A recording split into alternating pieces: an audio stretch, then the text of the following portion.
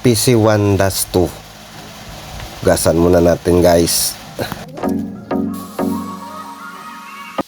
At nang mahugasan na natin, ikabit na natin yung kanyang valve seal.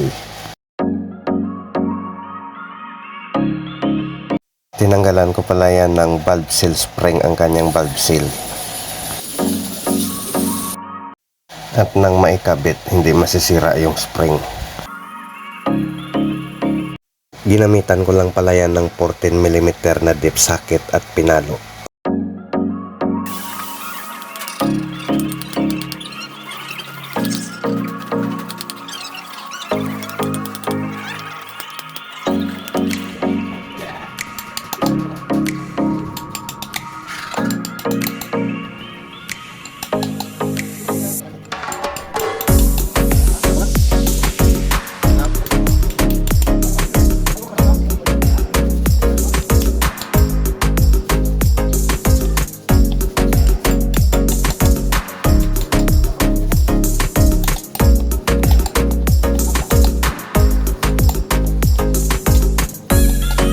At nang naikabit ko na ang kanyang valve seal, ibinalik ko na yung kanyang valve spring seal.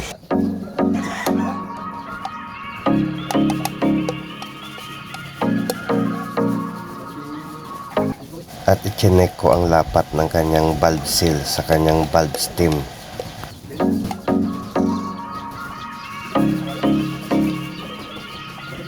At okay na ang lapat ng kanyang valve seal sa kanyang valve stem.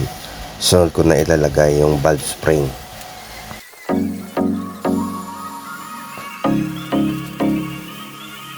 Ginamitan ko lang yan ng aming DIY na special tools.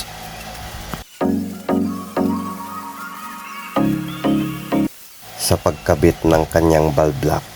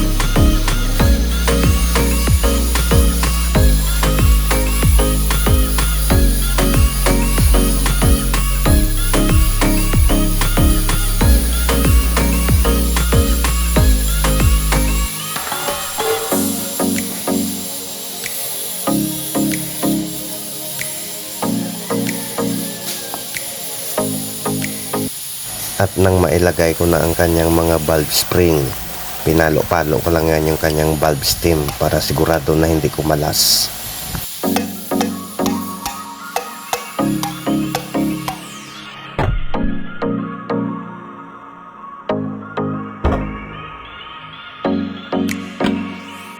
At nang mabuo na natin ang ating cylinder head, pwede na natin yan isampa sa cylinder head block.